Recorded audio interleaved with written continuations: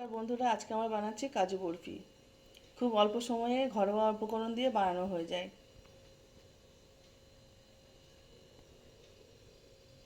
কাঁচা কাজু নিয়েছি, লাল লাল করে ভেজে নিয়েছি। এবার এটা আমি মিক্সার জারে দিয়ে দেব। এবার এটা আমি পেস্ট করে নেব। এখানে আমি এক বাটি চিনি নিয়েছি, কড়াইতে দিয়ে দেব।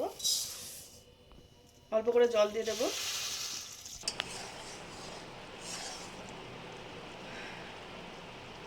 এই যে পাক হয়ে গেছে, এবার আমি কাজু দিয়ে দেব, এলাচ গুঁড়ো, কাজু বাদাম পেস্টটা দিয়ে দেব।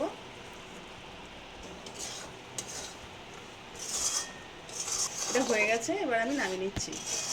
থালাতে তেল মাখিয়ে নিয়েছি, থালার উপর ঢেলে দিলাম। এটা আমরা পিস পিস করে কেটে নিচ্ছি।